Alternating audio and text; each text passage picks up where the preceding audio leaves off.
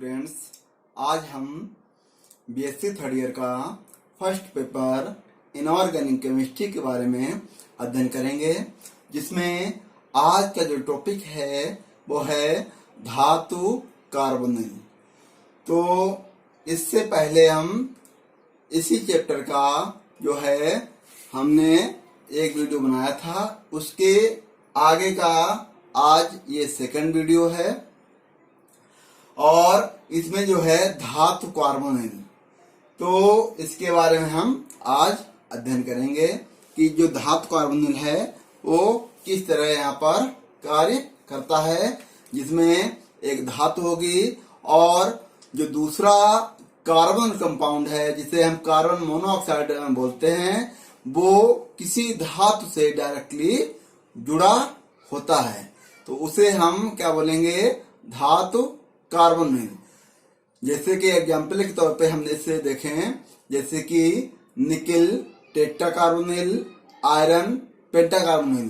तो इनमें क्या है कि आयरन एक धातु है और उसमें क्या होता है कि आयरन से कार्बन मोनोऑक्साइड के 5 मॉलिक्यूल डायरेक्टली उससे जुड़ते हैं, क्रिया करते हैं, तो हमें आयरन पेंटा कार्बोनिल प्राप्त होता है। इसी तरह जब निकिल एक धातु है और निकिल से 4 कार्बन मोनोऑक्साइड जो मॉलिक्यूल हैं उसे सीधे संयोग करते हैं, तो निकिल टेट्रा कार्बोनिल हमें प्राप्त होता है। तो आइए हम शुरुआत करते हैं इसकी। कार्बन मोनोऑक्साइड तथा धातुओं के द्विअंगी यौगिक कार्बोनिल कहलाते हैं। इसमें कार्बन परमाणु द्वारा CO समूह धातु से जुड़ा रहता है। अधिकांश संक्रमण धातुएं कार्बोनिल बनाती हैं। इनमें धातु परमाणु की ऑक्सीकरण अवस्था शून्य होती है। तो ये जो पूरा धातु कार्बोनिल है उसको हम देखते हैं कि ये धातु और द्विअंगी यौगिक कार्बोनिल कहलाएंगे, जिसमें जो हमारी धातु होती है उसकी जो ऑक्सीकरण अवस्था होती है या ऑक्सीकरण संख्या होती है वो यहाँ पर शून्य होती है। तो इसमें हम देखते हैं कि इसे हम किस तरह बनाते हैं। तो निर्माण की विधियां कि जो हमारा धातु कार्बोनिल बनता है उसके किस तरह हम उसका निर्माण करेंगे। तो यहाँ देखते हैं उचित ताप तथा दाब पर धातुओं और कार्बन मोनोऑक्साइड के सीधे संयोग से। तो यहाँ पर जो है हम 200 डिग्री सेंटीग्रेड टेम्परेचर और 100 वायुमंडलीय दाब पर जब क्रिया कराएंगे तो हमें जो है आयरन प्लस 5 कार्बन मोनोऑक्साइड या इसको कार्बोनिल भी बोल सकते हैं। तो क्या है कि आयरन की जब क्रिया हम 5 कार्बन मोनोऑक्साइड मॉलिक्यूल से जब करवाते हैं सीधे संयोग से और 200 डिग्री सेंटीग्रेड टेम्परेचर और 100 वायुमंडलीय दाब पर जब क्रिया होती है तो ये आयरन पेंटा कार्बोनिल प्राप्त होता है। ये जो पूरा कंपाउंड है इसका नाम है आयरन पेंटा कार्बोनिल। और इसका जो दूसरा एग्जाम्पल है, निकिल एक धातु है प्लस 4 मॉलिक्यूल किसके लिए, हमने कार्बन मोनोऑक्साइड के, और यहाँ पर 30 डिग्री या 30 डिग्री टेम्परेचर और 1 वायुमंडलीय दाब या एटमॉस्फेयर प्रेशर पर जब इसकी क्रिया कराते हैं तो निकिल टेट्रा कार्बोनिल यहाँ पर प्राप्त होता है। तो मगर जो है आयरन पेंटा कार्बोनिल और निकिल टेट्रा कार्बोनिल इसमें जो आयरन है इसकी ऑक्सीकरण अवस्था जो है शून्य होती है और निकिल की भी ऑक्सीकरण अवस्था यहाँ पर 0 या शून्य होती है।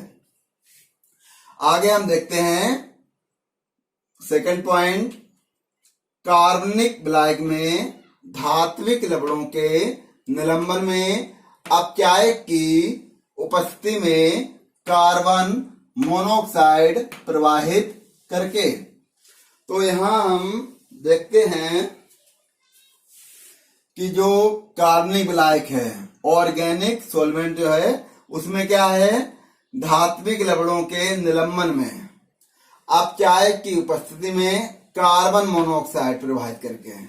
तो उसका पूरी जो है रिएक्शन हम देखते हैं कि जो है iron sulphide plus 10 carbon monoxide और कॉपर की जब क्रिया हम करवाते हैं किसके 200 डिग्री टेम्परेचर और 200 एटमॉस्फेयर प्रेशर पर हम क्रिया जब कराते हैं तो हमें क्या नाम आयरन पेंटाकार्बोनिल के 2 मॉलिक्यूल प्राप्त होते हैं और यहाँ पर हमें क्यूप्रिक सल्फाइड जो है यहाँ से निकल जाता है। जो इसका जो नाम है आयरन पेंटाकार्बोनिल।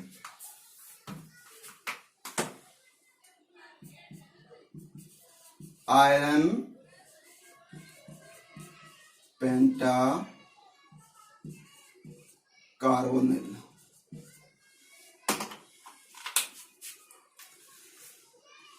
आगे हम देखते हैं यहाँ पर धातु ऑक्साइडों पर कार्बन मोनोऑक्साइड की क्रिया द्वारा। तो यहाँ पर जो धातु ऑक्साइड है हमारा osmium tetra oxide. Osmium tetra oxide पर जब हम कार्बन मोनोऑक्साइड के 9 मॉलिक्यूल जब हम इससे क्रिया करेंगे और यहाँ पर जो टेम्परेचर रहेगा वो है 100 डिग्री सेंटीग्रेड और 50 एटमॉस्फेयर प्रेशर पर जब इसकी क्रिया होती है तो ओस्मियम पेंटाकार्बोनिल यहाँ पर हमें प्राप्त होता है और 4 मॉलिक्यूल इसके कार्बन डाइऑक्साइड के निकल जाते हैं। या ये इसका जो नाम है ओस्मियम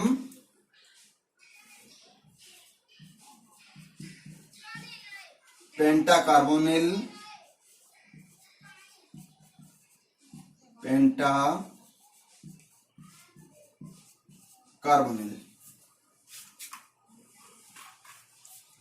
तो जो हमने धातु कार्बोनिल के बनाने की विधियां जो हमने देखी हैं तो उसमें यहाँ पर आयरन पेंटाकार्बोनिल प्राप्त हुआ, निकल टेट्राकार्बोनिल प्राप्त हुआ, यहाँ पर आयरन पेंटाकार्बोनिल बना और यहाँ पर ओस्मियम पेंटाकार्बोनिल प्राप्त हुआ जो कि एक धातु कार्बोनिल हैं।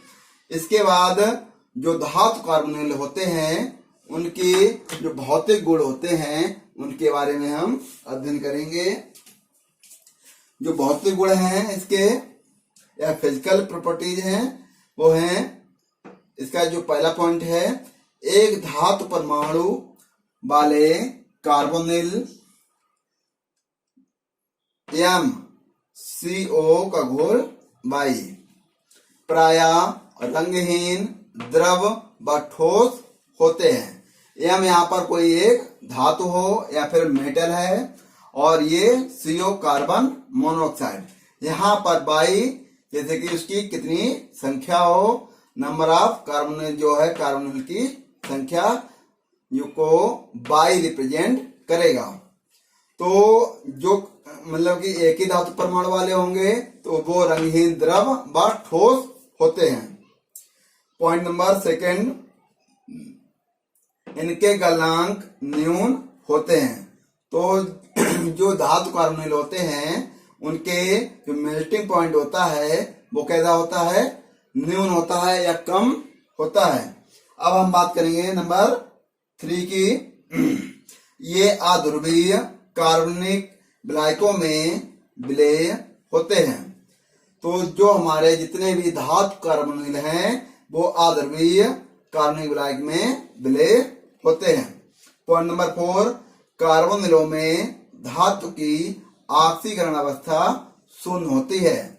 तो जितने भी हमारे जो धातु कार्बोनिल हैं आयरन पेंटाकार्बोनिल, निकल टेट्राकार्बोनिल और ये ओस्मियम पेंटाकार्बोनिल, इनमें जो धातु ये हैं, इन सभी की ऑक्सीकरण अवस्था शून्य होती है। इसलिए जो है इनके जो भौतिक गुण हैं उनमें उनका गलनांक जो है न्यून होता है। इसके आगे के जो केमिकल प्रॉपर्टीज है वो हम नेक्स्ट वीडियो में अध्ययन करेंगे। और यहाँ तक जो हमने धातु कार्बोनिल क्या होता है और इसके बनाने की विधियां और फिजिकल प्रॉपर्टीज के बारे में आज हमने अध्ययन किया। इसकी जो केमिकल प्रॉपर्टीज हैं उनका हम अध्ययन अगले नेक्स्ट वीडियो में करेंगे। Thank you for watching.